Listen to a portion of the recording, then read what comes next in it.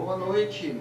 Mais uma vez eu quero cumprimentar vocês com a graça e a paz do nosso Deus, que o nosso encontro de fé cristã nesta noite, ele tenha grande valor, que ele sirva para trazer refrigério, para trazer conhecimento, revelação e o alimento sólido da genuína graça de Deus. Eu sou seu irmão Marcos Felipe, eu estou pastor através do Ministério Graça e Intimidade. O Ministério Graça e Intimidade é um ministério independente aqui no estado do Rio de Janeiro, na cidade de Macaé, e abrangente as cidades limítrofes, como Rio das Ostras, Casimiro de Abreu, Bairro de São João, Unamar, se bem que nós temos também o Ministério Unamar, né? Abençoado em Unamar, mas o nosso ministério alcança aqui acima, Carapebus, Quissamã, Córrego do Ouro, Sana. As pessoas que moram adjacentes a Macaé têm a oportunidade de ter este alimento sólido. Aqueles que acessam o nosso canal pelo YouTube, aqui ao vivo pelo Facebook, pelo Instagram, no canal Graça e Intimidade, têm a oportunidade de ter esse compartilhamento também da genuína graça de Deus. Nós que estamos espiritualmente vinculados a outro ministério, como o Ministério Internacional Graça sobre Graça, com o pastor Cristiano França, a Igreja em Espírito em Verdade, com o pastor Geraldo Moraes, nosso irmão Messias Souza, ali em São Gonçalo, nosso irmão Elson de Jesus pela Bahia, e quantos outros têm sido despertados, têm sido atraídos por Deus, atraídos pela graça genuína do nosso Deus, e têm recebido esta incumbência de comunicar o genuíno amor, o amor incomparável, o amor que nos traz a consciência de que nós fomos chamados, nós fomos escolhidos por Deus desde antes da fundação do mundo para andar em obras perfeitas preparadas de antemão por Ele, e a consciência de que nós não somos mais pecadores. Obras mais existem e continuarão existindo, obras mais elas existirão e estarão na carne das pessoas para sempre. E então nós fomos chamados e escolhidos por Deus para ter este conhecimento, estas verdades supremas na sua vida, na minha vida, aqui pelo Facebook, aí pelo Instagram, e também fica o nosso convite para que através do canal do YouTube você possa fazer as suas reflexões, possa ouvir as nossas mensagens. Eu quero te fazer um pedido encarecidamente. Ao acessar o canal do YouTube, clica ali no legalzinho ali, no joinha, dá o seu like para nos ajudar a crescer no canal do YouTube. Também ative o sininho para que quando nós colocarmos um vídeo a mais, você possa assistir, ser informado sobre esse vídeo. E participe, interaja, coloque a sua mensagem, o seu questionamento, né, a sua visão, tudo isto para que a graça do nosso Deus, ela possa alcançar almas, vidas, mentes e corações de uma forma espontânea, de uma forma verdadeira, de uma forma racional. Não fica preocupado com o meu gatinho, não. O nosso gatinho Peter, ele é muito participativo. E ele sempre que nós fazemos o encontro de fé na parte da noite, ele gosta de sentar aqui à mesa conosco. Literalmente ele está na mesa, né? A gente às vezes chama a atenção dele, pede ele para descer, mas ele prefere ficar aqui ouvindo a palavra, ouvindo os louvores. E eu quero convidar a você a cantar conosco, a louvar e a orar neste momento. Faz a sua oração aí onde você está, na sua casa, para que a palavra que nós vamos trazer nesta noite, ela tenha um efeito eficaz na mente e no coração das pessoas. Eu, juntamente com a minha filha Tamires, nós vamos louvar com 2 louvores maravilhosos.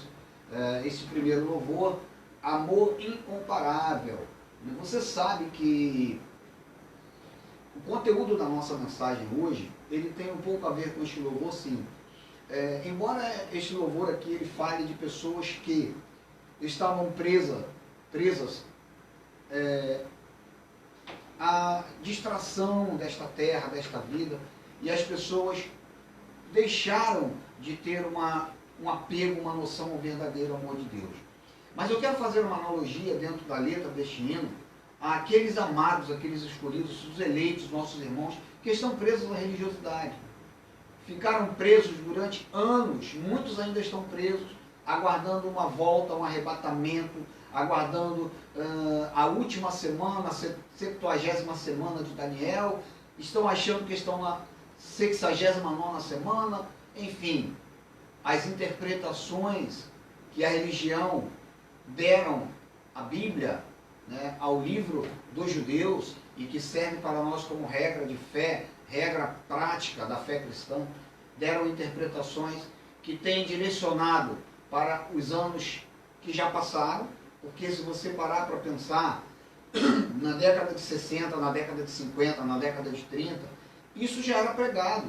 E as pessoas no ano 60, 1960, 1970, 1980, 1990, 2000, e as pessoas em 2050, em 3000, as pessoas vão estar aguardando esta volta de Jesus, que nunca vai acontecer nos moldes que a religião parametrizou para as nossas vidas.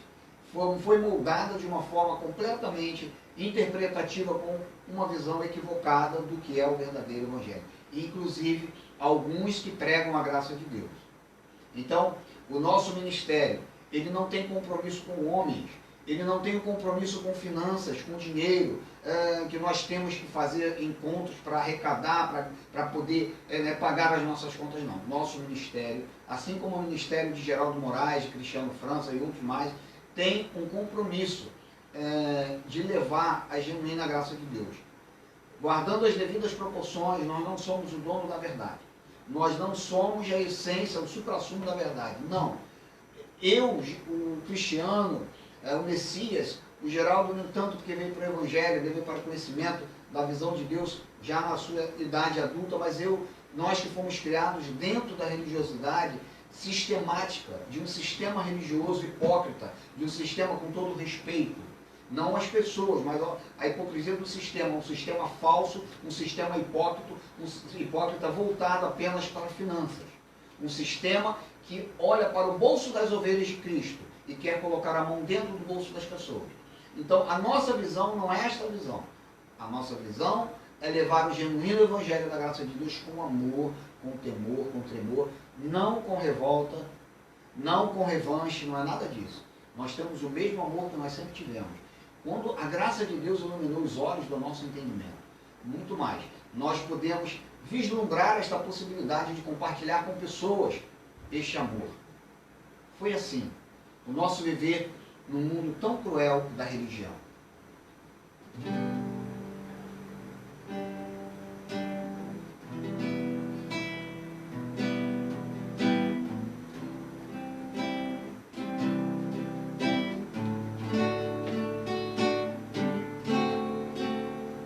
Foi assim meu viver neste mundo tão cruel. Me iludi por tentar neste mundo ser amado, me envolvi sem perceber, entreguei meu coração a momentos de prazer, por não ter o amor de Deus no coração.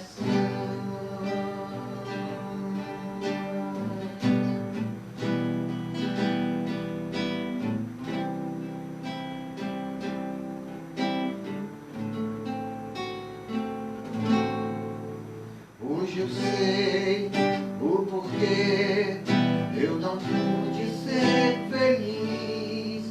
Só havia solidão pelas minhas madrugadas, mas um dia eu acordei do sonho da ilusão. Conheci um grande amor que em toda a minha vida eu procurei.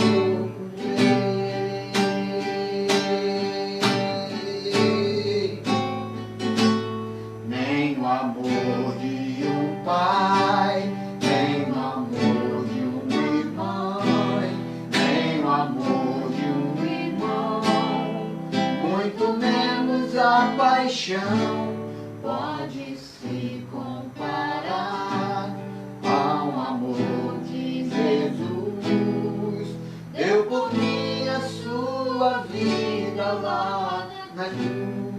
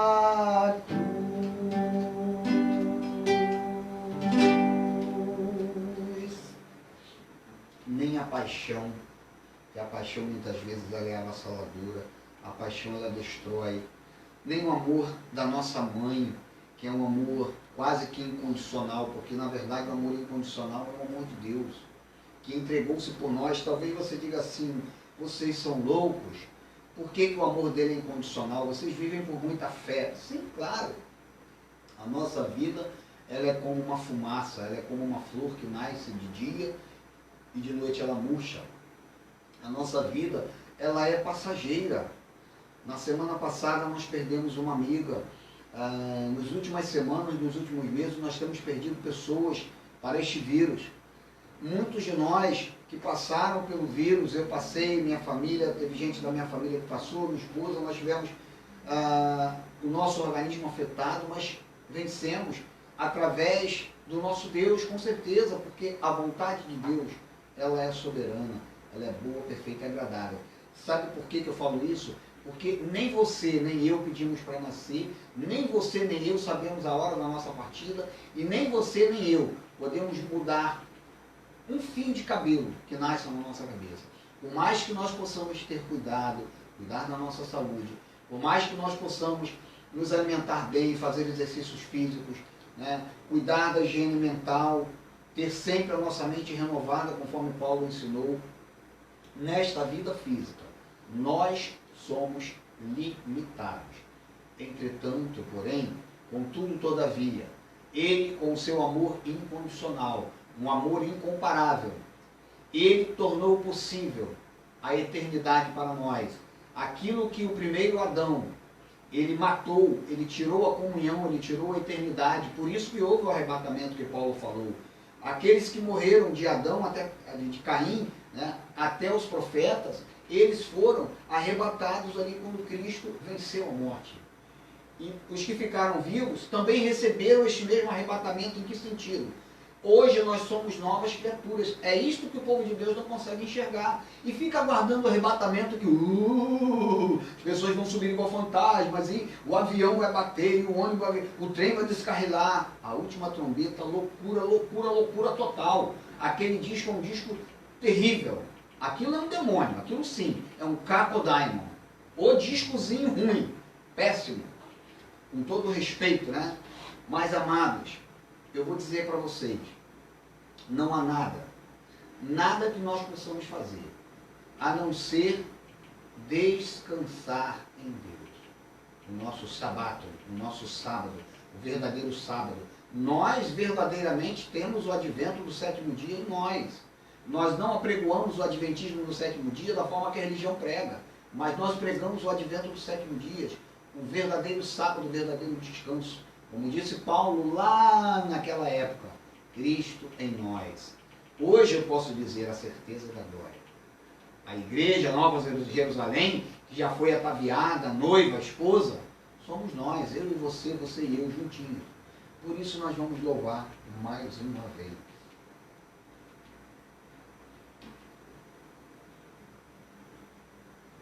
Descansarei.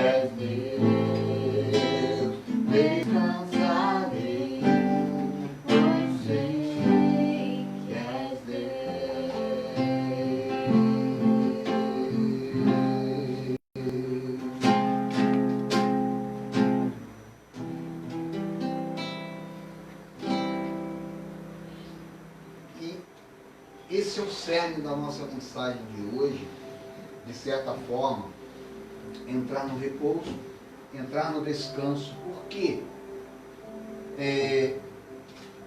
Quando eu e você vivemos uma situação difícil na nossa vida, quando nós vivemos muitas vezes um momento de dificuldade, nós sentimos como que o ar nos faltasse. Em termos espirituais, o contexto da mensagem de hoje traz esse conhecimento. Talvez muitas pessoas gostem de ser vitimizadas. Talvez muitos que vivam dentro da religião gostem dessa coisa, dessa apreensão de que não, que ele vai voltar a qualquer hora, eu tenho que me preparar. Há pessoas que são extremamente religiosas. Ontem eu comentava com a Mônica, minha esposa, falando sobre pessoas que fazem voto e que fizeram na história da humanidade, voto de pobreza. E Jesus Cristo falou o seguinte: um novo mandamento vos dou, amarás a teu Deus acima de todas as coisas, e ame ao teu próximo como a ti mesmo. E nós conseguimos enxergar, entender, alcançar, que para que eu possa amar o meu próximo, eu tenho que amar a mim mesmo. E há muitas pessoas que se vitimizam, que se deixam levar pela questão da ausência, da necessidade, de você não ter suprimento, não porque Deus se alegra na falta. Meu amigo, Jesus Cristo disse que nós teríamos abundância. Não estou generalizando o fato de dizer que todos os seres humanos, todos têm que ter $1 milhão na poupança, na conta corrente, viver regaladamente, não é isso. Mas o que eu estou mostrando é outra face da moeda. Nós não podemos nos vitimizar. E eu digo para você que este contexto que a religião trouxe durante anos, de uma escatologia não consumada, ele traz muitas vezes na mente das pessoas esta questão de vitimização, onde as pessoas não respiram um ar perfeito. O ar que as pessoas respiram, como eu disse na live passada, é um ar rarefeito. É uma vida tacanha. É uma vida repleta de tem misericórdia de mim, Senhor. Oh, porque eu sou miserável. Oh, porque eu sou um desgraçado. É uma vida cristã de uruquismo. Sabe a síndrome daquele desenho do Uruca? Ó céus, ó vida, ó azar. É essa vida que o povo de Deus leva. Então o nosso tema, ele segue nesta visão, o ar que respiramos com a graça de Deus. Segunda parte. O texto, né, que nós vamos ler, eu vou pedir que você abra a sua Bíblia e que leia conosco. Encontra-se na carta do apóstolo Paulo aos Romanos, no capítulo 12, é o mesmo texto, onde Paulo, ele fala assim: portanto, irmãos, rogo-lhes pelas misericórdias de Deus, que se ofereçam em sacrifício vivo, santo e agradável a Deus. Este é o culto racional de vocês. É por isto que nós do Ministério Graça e Intimidade, quando nos reunimos, nós temos o prazer de dizer que nós estamos no culto racional. Inclusive o nosso gato que não tem razão, que não é racional, ele também nos prestigia no culto racional, no encontro de fé cristã. E então, a nossa visão é uma visão de trazer estas verdades na qual Paulo, o apóstolo, fala. E, Mônica, se for necessário carregar a luzinha para ele ali, deixar ligado lá no tablet. Paulo fala desta visão, deste culto racional, onde nós precisamos aplicar realmente a nossa razão. E este é o motivo pelo qual nós estamos aqui procurando, esforçando-nos para trazer este estudo. Eu confesso aos irmãos que essa semana foi uma semana um pouco atribulada para mim em termos de trabalhos materiais. Nós não temos uma comunidade grande que eu pudesse dizer assim: irmãos, eu poderia ser abençoado por vocês para que eu tivesse uma ajuda de custo. Não, a nossa comunidade é pequena. E a nossa visão também é ajudar os mais necessitados. À medida que Deus for nos crescendo em contingente, a nossa visão é ajudar aqueles que necessitam realmente. Então, o nosso trabalho, essa semana tomou um pouco do nosso tempo, com certeza. Às vezes a gente chega em casa, ontem eu cheguei um pouco cansado, sobe, desce escada e aperta parafuso e raciocina para fazer o trabalho correto. Sabe, trabalhar com eletricidade é uma coisa que exige paciência, tempo, exige concentração. E então, nós nos esmeramos para procurar trazer o melhor, para compartilhar o melhor, com certeza, dentro da capacidade que Deus nos deu. E Paulo fala sobre isso aqui. O culto racional de vocês. E Paulo nos pede: não se amoldem ao padrão deste mundo, mas transformem-se pela renovação da sua mente, para que sejam capazes de experimentar e comprovar a boa, agradável e perfeita vontade de Deus. Pois pela graça que me foi dada, digo a todos vocês, que ninguém tenha de si mesmo um conceito mais elevado do que deve ter, mas pelo contrário tenha um conceito equilibrado, de acordo com a medida da fé que Deus lhe concedeu. Então, hoje nós vamos sequenciar o que nós estávamos falando domingo próximo passado e entrar um pouco na questão das profecias também. Um pouquinho. Depois nós vamos nos aprofundando. Porque a mensagem da graça de Deus, ela tem um vínculo com a escatologia consumada. Não se pode, meu irmão, você que é do Ministério Graça e Intimidade, não se pode conceber esta verdade sem que a nossa visão ela esteja ligada à escatologia consumada. Eu quero aproveitar este momento para orar com você, agradecer a Deus pela visão que Ele nos tem dado, para que nós possamos falar com o nosso coração, com a nossa consciência, com a nossa alma, com o nosso espírito, intimamente ligado com Deus, da melhor forma possível. Jesus Cristo, nosso Senhor, nosso Deus, a quem nós devemos toda a honra e toda a glória, a quem nós cremos, que desceu do céu, o Verbo que se fez carne habitou entre nós e habita até hoje, que está na minha vida, na sua vida. Conceda-nos nesta hora falar da tua graça com o mesmo amor, com o mesmo temor que o apóstolo Paulo falava no início da igreja cristã, naquela fase transitória em que a tua igreja ainda titubeava sob a lei mosaica, e muitos hoje recebem ensinamentos também baseados na lei de Moisés, na estrutura do povo da tribo de Judá daquela época. Mas que o Senhor, o único que tem a capacidade de trazer a revelação, penetre na mente e nos corações dos seus filhos, para trazer neste momento o ensinamento perfeito para as nossas vidas. Amém. Antes de prosseguir na nossa mensagem, eu quero convidar você mais uma vez, acesse o nosso canal no YouTube, eu peço encarecidamente, assista as nossas lives, dê o seu like, o seu joinha. Se você não gostou, não tem problema, pode dar o dislike, mas faça com que haja projeção no YouTube do nosso canal está crescendo. Se inscreva em nosso canal, convide um amigo para se inscrever, é gratuito.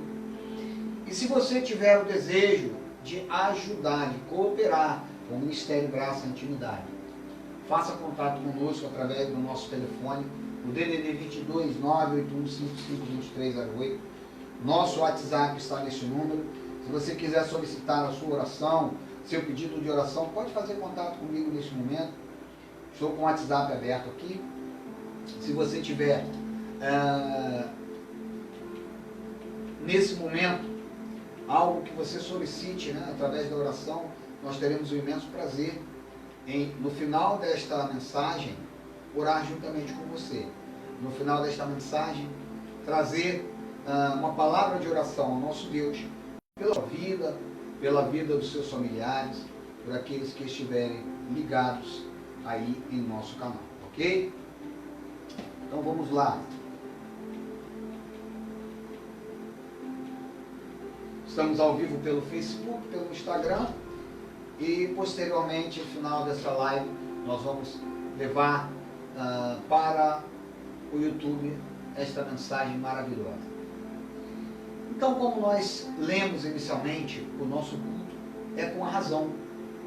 O nosso encontro de fé cristã, nossa cristandade, ela tem o respaldo completo na escatologia consumada. Nós cremos, ao pé da letra, que tudo se consumou no ano 70 da era cristã.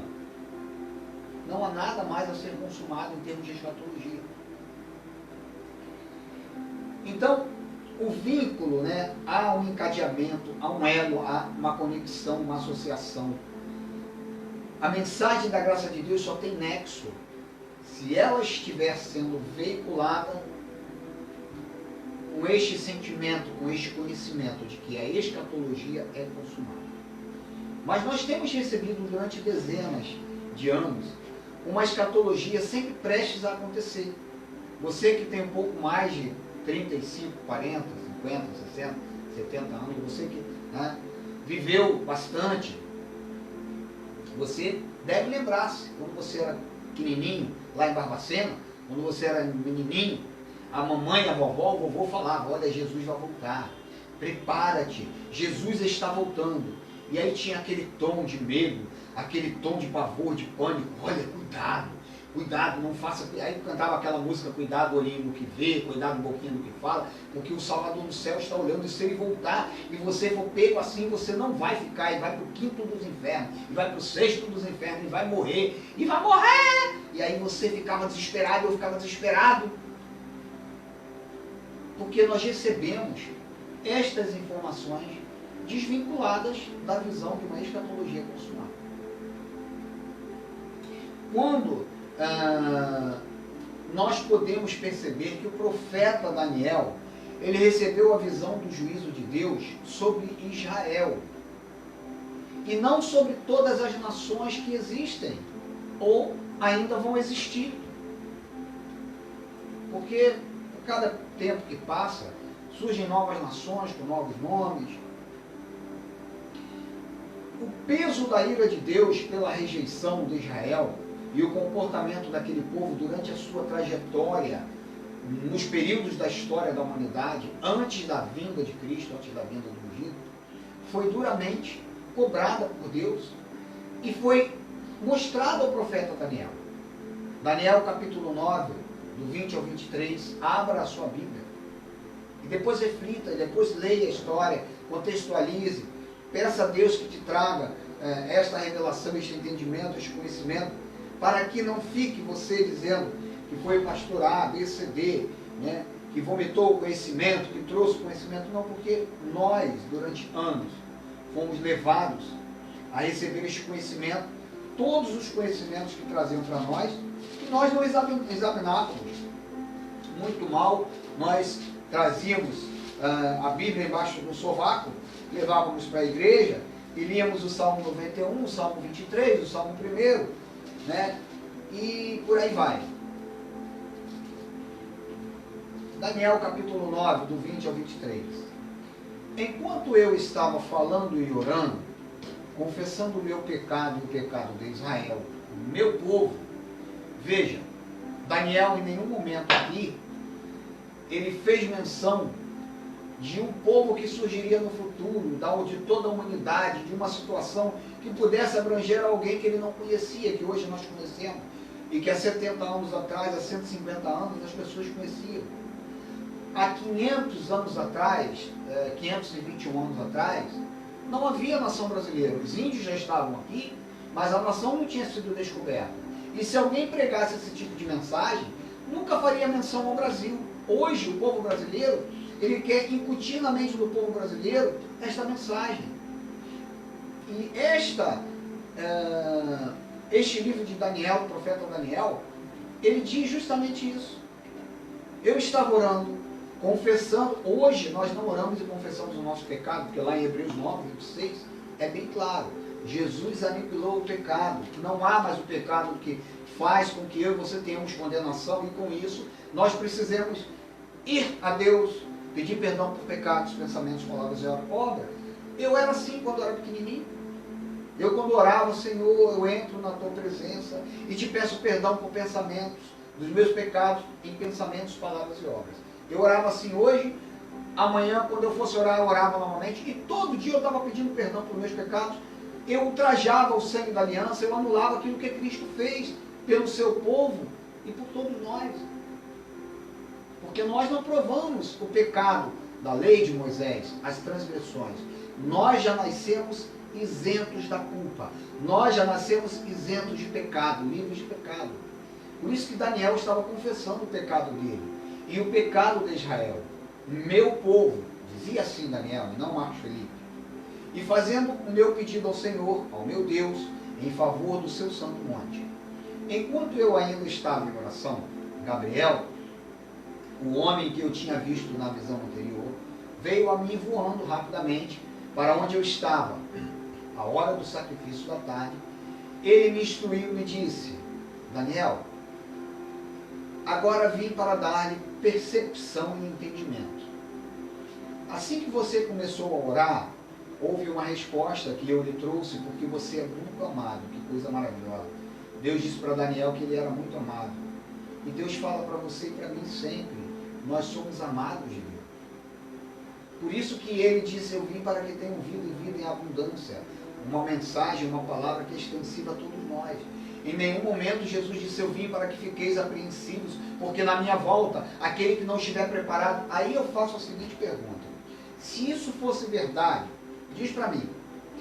Eu quero que você responda, se eu pudesse ouvir a tua voz dizendo para mim, explicando, seria uma bênção. Quem dos crentes estaria preparado para que numa pseudo volta de Jesus subisse? Quem? O Papa? O apóstolo A, B, C, D, o pastor F, G, H? Quem? Você, irmã Batata? Você que tem o joelho calejado de orar 3 horas todo dia? E o teu joelho está machucado, de você ralar e orar na madrugada, porque na madrugada a filha é menor? Até hino fazem assim. Os exageros religiosos são muito grandes. Respeito, eu respeito, mas a nossa sede realmente é que haja justiça de Deus na mente, no entendimento, no coração. E que haja coerência nos louvores também. Então, esta revelação que Daniel recebeu, ele prosseguiu dizendo para ele me instruiu e disse: Daniel, agora vim para dar-lhe percepção e entendimento. Por isso, preste atenção à mensagem para entender a visão. 70 semanas estão decretadas para o seu povo e sua santa cidade para acabar com a transgressão. Hoje eu não vou me aprofundar na questão das 70 semanas, do cálculo matemático. Provavelmente semana que vem a gente vai falar um pouco mais sobre essa questão numérica. Mas é muito simples de entender o que Jesus está falando, o que Deus está falando para ele aqui. Não é algo emblemático, não é algo que tem aqui uma figura de linguagem. 70 semanas estão decretadas para o seu povo e sua santa cidade. Qual é a santa cidade que ele está falando com Daniel? Será que é Oslo, a Noruega, na Suécia? Será que é Brasília? Você lembra que semana passada nós lemos lá em Mateus 24, quando ele fala: os que estiverem em Jerusalém, fujam para os montes. O seu povo, a sua santa cidade, para acabar com a transgressão. Então lembre-se, pecado era transgressão da lei. Para dar fim ao pecado, para expiar as culpas, para trazer justiça eterna, para cumprir a visão e a profecia e para ungir o Santíssimo.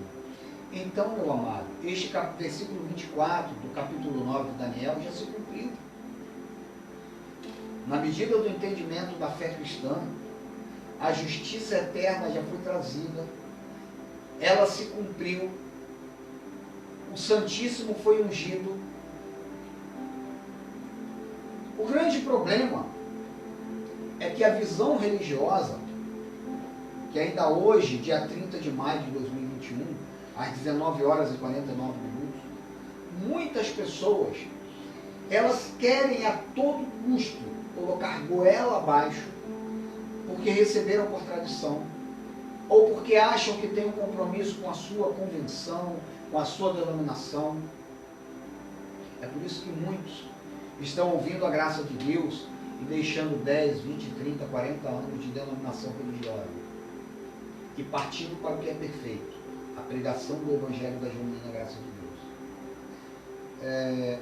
Independente da luta diária que eu e você temos para ganhar o nosso pão, às vezes os problemas familiares, as discussões, as dificuldades, mas eu digo a você que quando eu paro para refletir, para ouvir uma mensagem da graça, para ler, para ouvir a Bíblia em áudio, para ler a Bíblia, e eu penso, falei, Senhor, quão maravilhoso é entender a tua revelação, entender que o Senhor já fez a tua justiça. Os estudiosos criam, de certa forma, algumas dúvidas quanto à data da escrita do Apocalipse. Há uma corrente que diz que o Apocalipse foi escrito no ano 90 da era cristã, não é 1990 não, ano 90 da era cristã, depois de Cristo. E existem aqueles que por pesquisas entendem que ele foi escrito antes do ano 70, por volta do ano 67, 68, ou seja, o cumprimento do Apocalipse foi verdadeiramente a forma como Deus usou o general Tito como um instrumento para a destruição de Jerusalém. Ou seja, Jesus voltou, né, não fisicamente, não como homem, porque nós a ninguém conhecemos mais segundo a carne. Paulo é específico quanto a isto. A volta de Jesus em poder e glória foi utilizando o general Tito, utilizando, né, aquela opressão, a grande tribulação que aconteceu, para destruir Jerusalém, para derrubar o templo. Lembre-se que Jesus falou, não ficará pedra sobre pedra. E ele foi questionado de quando aconteceriam aquelas coisas. E aí quando nós entendemos, e que nós lemos, relemos, tornamos a ler, lemos mais uma vez o livro do Apocalipse, não precisa ser expert em grego, não precisa de certa forma você ter um conhecimento profundo do grego, porém, aqueles que conhecem grego e estudam, eles vão ratificar aquilo que eu estou falando. Capítulo 1 de Apocalipse, verso 1, que diz assim, revelação de Jesus Cristo que Deus lhe deu para mostrar aos seus servos. Algumas versões dizem as coisas que em breve, outras dizem o que em breve há de acontecer. Ele enviou o seu anjo para torná-la conhecida ao seu servo João. Esta palavra em breve, no original grego, eu não sei se a pronúncia está certa, taki ou takei, daí você vai ver mais tarde a palavra taxi, né? Que é uma palavra, o nosso português ele tem origem no latim, no grego, muitas palavras, que quer dizer algo que vai acontecer com celeridade, muito breve, muito rápido. Foi a mesma palavra que Paulo, em 1 de Timóteo 3,14, disse, escrevo-lhe estas coisas, embora espero ir vê-lo em breve, ou brevemente. E aí quando nós lemos o capítulo 1 de Apocalipse, é bem claro que aquelas coisas aconteceriam em breve. Em nenhum momento o escritor do Apocalipse disse que a revelação de Jesus Cristo que deu para mostrar aos seus servos o que aconteceria em um momento que não se tem certeza. Em um momento daqui a muitos anos, daqui a 3.000 anos, a 1.500 anos, coisas que em breve haveriam de acontecer. Porque o livro do Apocalipse, ele foi um livro escrito para os judeus. Ele não foi um livro escrito para você e para mim. Veja bem, vamos lá, não estava no nosso esboço, mas vamos ao livro do Apocalipse, capítulo 1.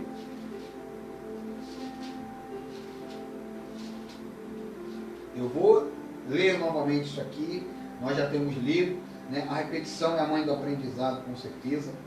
Apocalipse 1, o 3 e o 4. O 3 diz assim, bem-aventurados aqueles que leem e aqueles que ouvem as palavras da profecia e guardam as coisas nela escritas, pois o tempo está... O quê? O quê? O tempo está... Eu acho que eu ouvi alguém dizer aí, longínquo. O tempo está próximo. Eu, quando era criança, eu me recordo que tinha um abençoado, e ele não falava próximo, ele falava próximo. O tempo está próximo, irmãos. Está muito próximo a volta do Senhor Jesus. E esse irmão falava próximo. E aquilo ficava gravado. Eu, quando criança, você acaba gravando, né? Às vezes a pessoa tem uma dificuldade de dicção, você grava aquilo com mais facilidade. O próximo dele não era próximo, era próximo. E eu gravei esta parte do Apocalipse que ele falava, o tempo está próximo.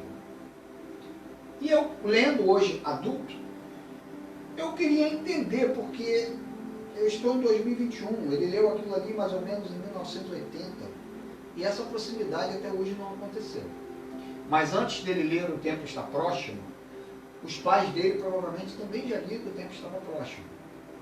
E muitas pessoas liam essa proximidade como algo que vai acontecer ainda daqui a 30, 40, 50, 100 anos. Esses dias eu ouvi uma professora, né, uma abençoada, dizer que as filhas dela, que são crianças, estão participando da última geração. Olha, uma geração que eu entenda é em torno de 40, 70 anos. Eu acredito que você também tem isso, né? Após 70 em fase canseira. Geralmente 70 anos, na época de Jesus também. Então as pessoas estão aguardando como aguardavam há 40 anos atrás, há 70 atrás, não porque Jesus vai voltar para esta geração. Pessoas estão aguardando a volta dele para esses dias, mas já aguardavam há 120 anos atrás para aqueles dias, e ele não voltou.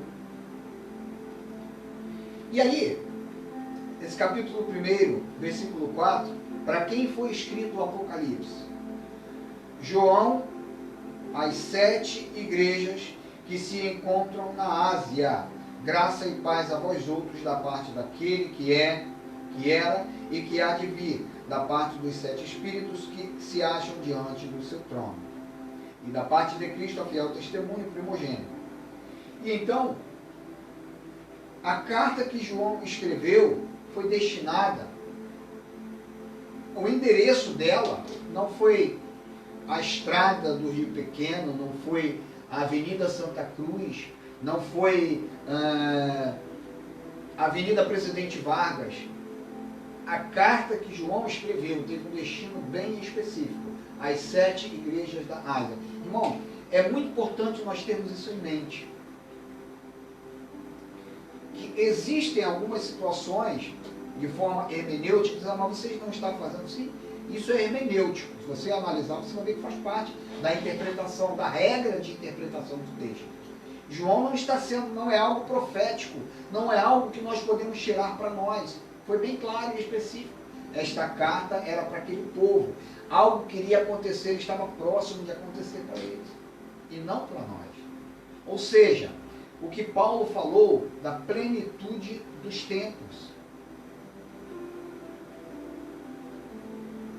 Então, a vinda do Filho do Homem, o fim dos tempos, o fim de um aion, o fim de um contexto pactual, o fim de uma era, ou seja, a era da lei de Moisés, aconteceu ali no ano 70.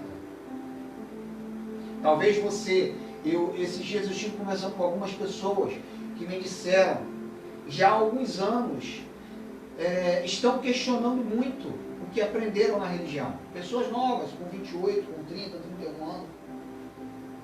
E ontem uma pessoa me disse, não, eu já venho há alguns anos questionando e verificando e lendo e contextualizando e vendo que muita coisa que estão realmente ensinando é algo realmente que não é fato, é fictício.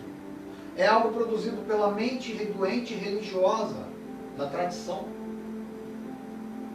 E aí quando Paulo escreveu lá a carta aos Gálatas, no capítulo 4, verso 4, ele cita desta plenitude dos tempos ou da consumação dos séculos, que hoje a religião ela quer insistir. Né? Hoje, que eu digo, não é só em 2021, há 10 anos, há 20 anos, há 30, 40, 50. As pessoas querem insistir que a plenitude dos tempos, a consumação dos séculos é a destruição da terra.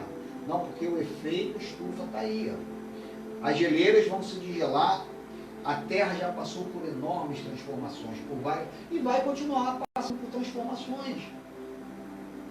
Ainda que o homem construa sua casa na Terra, ainda que daqui a 30, 50, 70 anos, nós temos a condição, nós não, com certeza, os que estiverem vivendo, os que nascerem nesta Terra, tenham a condição de viver na Lua, de viver em Marte, de viver em outros planetas. Hoje, eu falando isso, é algo até possível de se entender, de compreender. Se há 50 anos eu falasse isso, há 60 anos atrás, tem pessoas que até dizem que aquilo que, quando o homem foi à Lua, aquilo ali foi apenas um painel que colocaram ali atrás, né? Nos Estados Unidos tem gente que até hoje não acredita que o homem tenha ido à Lua, que aquilo ali foi ficção. Que inventaram, botaram painel, inventaram, e Yuri Gagarin não teve na Lua. Então, se eu falasse 50 anos atrás, as pessoas talvez eu sofresse a Santa Inquisição evangélica e fosse para a fogueira evangélica. Hoje, quando nós falamos assim, nós já sabemos que é possível disso acontecer. Esses dias eu assistindo o professor Fábio Sabino, ele falando sobre essa questão. Naquela época não havia uma visão escatológica de um futuro tecnológico, de forma nenhuma. Hoje nós podemos ter uma visão escatológica, uma visão de um futuro, de uma tecnologia sobrepujante a esta de hoje. A eletricidade já foi descoberta. Há muitas tecnologias sendo descobertas. Você para pensar o quanto nós estamos evoluindo, o quanto a humanidade está evoluindo, mas as obras mais vão continuar existindo na carne das pessoas. Hoje, até um tempo atrás, nós só tínhamos a energia elétrica como fonte de iluminação, fonte de energia. Hoje, você tem energia solar, energia eólica, né? Tem a própria energia atômica, que não é de uso em grande escala, que existem riscos grandes, como aconteceu do Césio 137, aqui no Brasil também, é uma energia muito perigosa. Mas você tem várias fontes de energias que estão sendo desenvolvidas e que estão facilitando a vida da humanidade. E quantas não serão descobertas no futuro?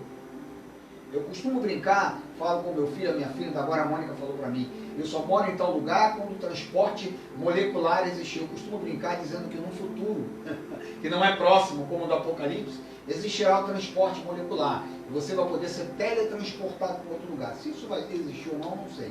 Pode ser algo da minha mente, algo bem fictício mesmo. Mas eu digo a você que o que era ficção há 60 anos atrás, hoje é realidade. Hoje é realidade. Em momento algum da nossa vida, vamos dizer, nós estamos em 2021, eu estou em Macaé desde 2004, 1995, acho que já tinha um celular.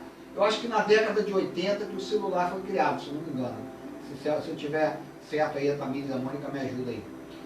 Em 1970, se alguém falasse disso aqui, ia para a fogueira da Santa Inquisição religiosa.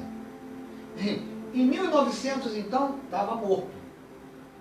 Antes da eletricidade ser inventada, estaria morto. Então, a tecnologia avançou de uma forma que hoje ninguém vive sem um aparelho celular. E aí eu digo a você, quando Jesus, no passado, ele trouxe revelações, ele disse que tinha coisas grandes que ele precisava falar, mas que aquele povo não conseguiria, eles não conceberiam a ideia que Jesus passaria para eles. Bem provável que Jesus fosse falar até mesmo de uma evolução tecnológica, que aquele povo não entenderia. Então imagina se esse Apocalipse de João não fosse para aquela época.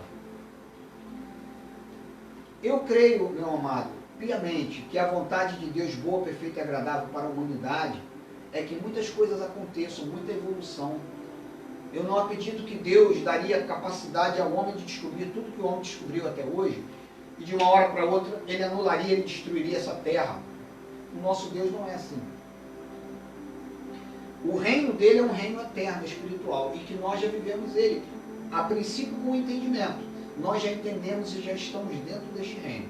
Quando a parte biológica que ele nos deu, que nos presenteou, porque a sua identidade e a minha identidade é um espírito revestido de carne. Quando esta parte biológica voltar ao pó, o nosso espírito voltará para Deus e nós estaremos eternamente vivendo aquilo que ele tem preparado para aqueles que o amam, que nem olhos viram, nem ouvidos ouviram, nem jamais penetrou no coração do homem. E nós não podemos dizer e entender como será. Mas eu acredito que a visão de Deus para esta vida aqui ainda é uma visão de crescimento, de desenvolvimento. Vai continuar existindo a semente da perdição e a semente da salvação? Sim. O bem e o mal vão continuar existindo? Sim. Porque o pecado, a Bíblia diz que o pecado foi encerrado na carne. Não para a condenação eterna dos filhos de Deus, mas para que nesta terra houvesse sempre este dualismo. Isto sempre vai existir. E aí, Gálatas 4,4, Paulo diz assim: mas quando chegou a plenitude do tempo, e olha que tem gente dizendo que a plenitude do tempo está para vir. Paulo disse: quando chegou a plenitude do tempo, Deus enviou o seu Filho. A que tempo Paulo estava se referindo?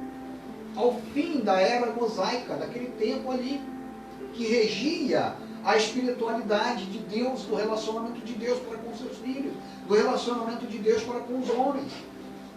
Aonde não havia, hoje, a possibilidade, não havia naquela época, de você conversar com Deus.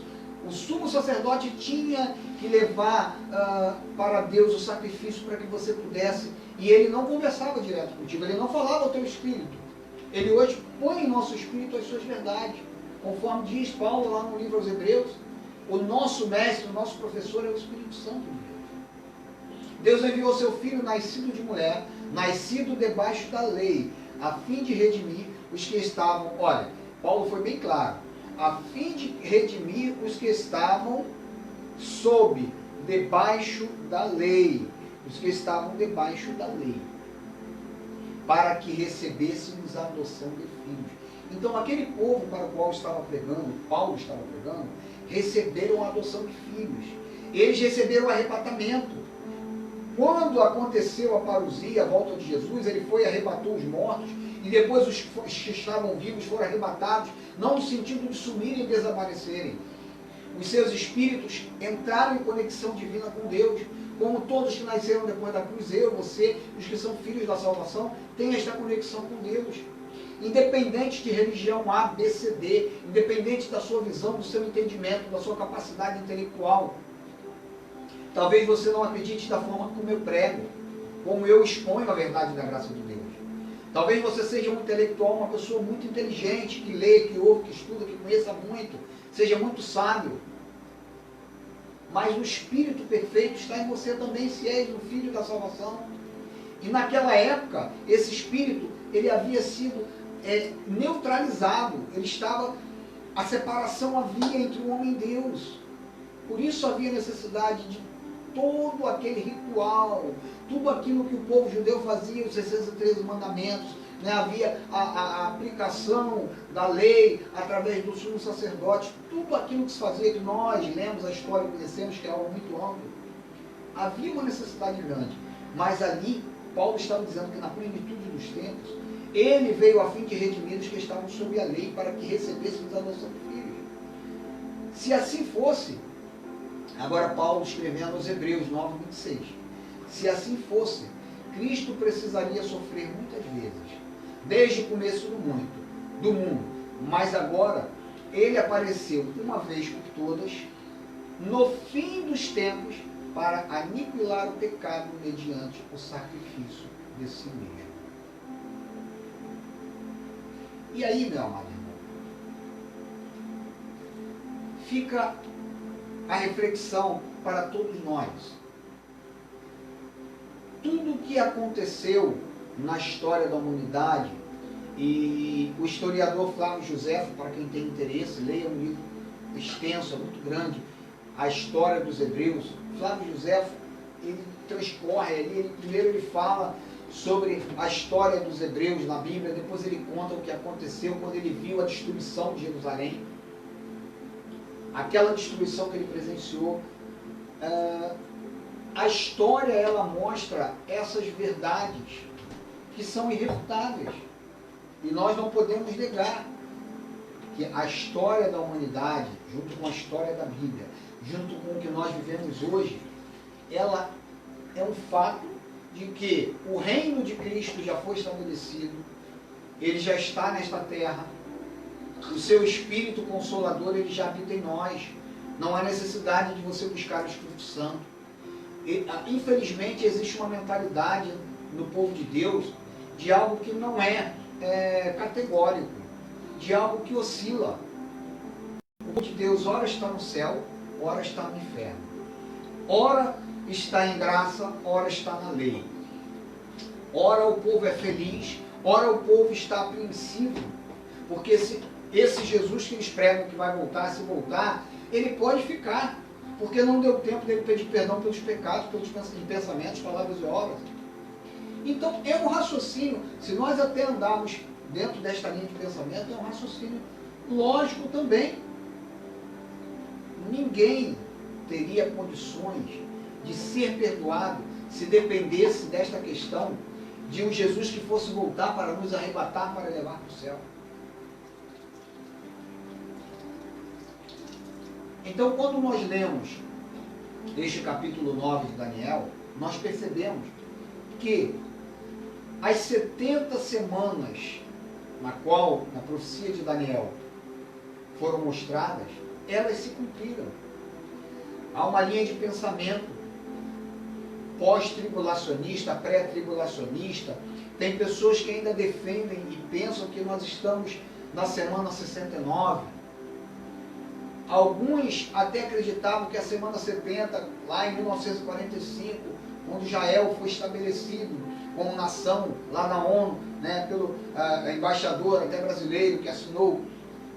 Meu amado irmão, Deus não tem mais nada a ver com Israel da carne. Dos dois ele fez um só.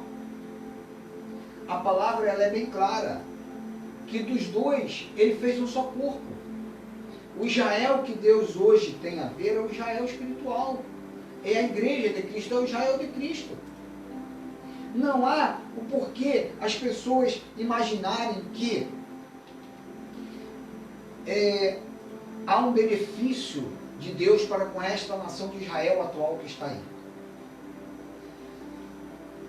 Deus não tem mais nada específico com este Israel. A mesma bondade que Deus tem sobre Israel, ele tem sobre o Brasil, sobre os Estados Unidos, sobre a China, sobre o Japão, sobre a Rússia, ou seja, sobre todas as nações. Os eleitos de Deus, a igreja de Cristo, está espalhada em toda a terra.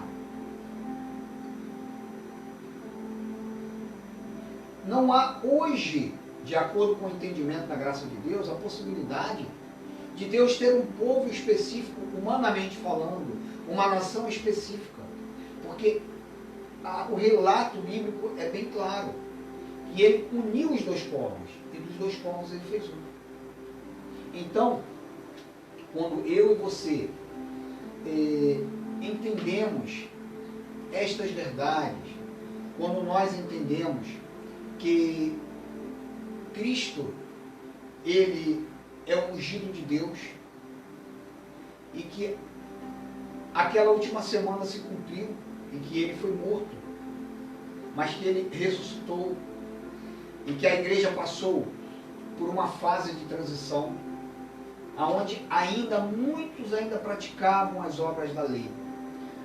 Hoje é lamentável que muitos que se dizem a igreja de Cristo, porque a noção que as pessoas têm de igreja é uma noção de quatro paredes. Eu quero dizer para você o seguinte: ontem uma pessoa ainda perguntou e entendeu, antes de eu falar, essa pessoa falou, então quer dizer que o senhor não se considera uma pessoa evangélica? Eu falei, exatamente. Eu sou alguém de Deus. Eu sou a igreja, faço parte do corpo de Cristo, da igreja de Cristo.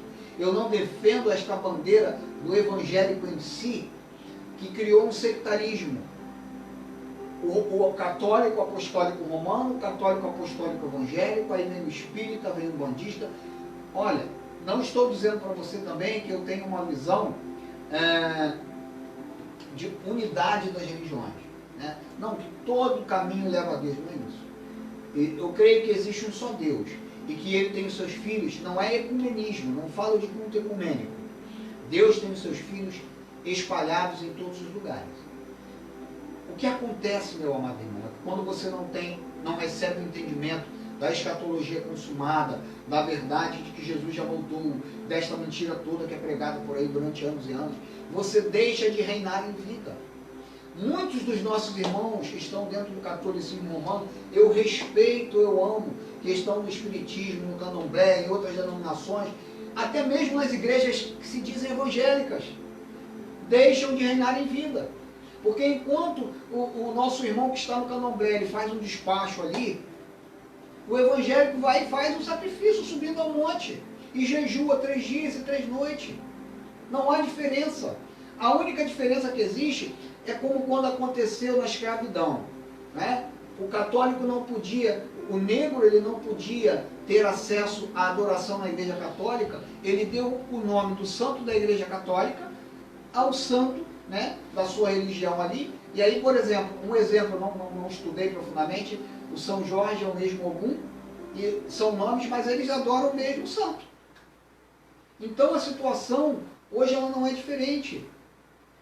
Evangélicos, espíritas, umbandistas, candomblecistas, religiões orientais, cada uma apresenta um sacrifício a Deus da maneira que lhe convém, da maneira que ele acredita. E Paulo, ele trouxe um entendimento muito sábio, ele fez um rogo, ele fez uma súplica, ele pediu àquele povo, aos romanos, e que hoje esse entendimento ele pode ser sacado para nós, para o dia de hoje, para o futuro, de entender. Eu faço um pedido a vocês encarecidamente: apresentem-se a Deus com o culto da razão. Arrazoem, sejam razoáveis, usem o entendimento, usem a razão, a lógica de Deus.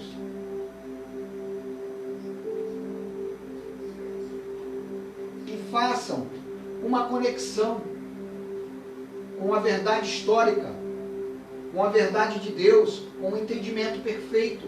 Você sabe que eu tenho um entendimento que a partir do momento que o povo de Deus, evangélico, espírita, umbandista, onde quer que esteja, que começa a ter essa conexão com o divino da forma real, Deus vai agir na própria humanidade, Deus vai agir nos seus filhos, haverá uma unidade sim, um entendimento muito mais forte, uma compreensão melhor de quem é Deus. E de como Ele, em nós, agindo, nós podemos agir para o nosso próximo. Sem exageros, sem religiosidade, achando que a minha religião é melhor do que a outra. Achando, não, porque na minha denominação aqui, nós levamos o candelabro. Aqui, nós colocamos, aqui levamos o nosso sacrifício ao altar. Aqui, nós jejuamos 3 dias e 3 noites e 1 semana por esta causa. Cada denominação criou o seu padrão religioso distante da verdade única de Deus. Aquela verdade que Jesus falou: amar ao teu Deus acima de todas as coisas e ao teu próximo como a ti mesmo. O verdadeiro amor. O verdadeiro amor que lança fora. O verdadeiro amor que lança fora todo este lixo que para nós foi trazido como um legado religioso. Com todo o respeito. Que a nossa mente seja renovada. E eu convido você a estar conosco no próximo domingo. Eu convido você a estar conosco nos nossos vídeos. Nós temos mais de 70 vídeos. Assista os nossos vídeos. Eu convido você também a assistir os demais pastores que eu citei no início desta live. E você possa ouvir, arrazoar, contextualizar. Faça a sua análise. Não é porque eu estou pregando, eu não sou um dono da verdade. Eu sempre falo isso. Você tem que dizer, não, que ele está falando é verdade. Mas que haja um contexto de razão na sua vida. Porque talvez o que possa ser bom para mim não é bom para você.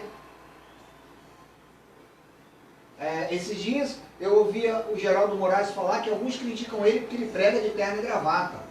Ele quer pregar de terno e gravata. O terno é dele, a gravata é dele, ele põe a hora que ele quiser.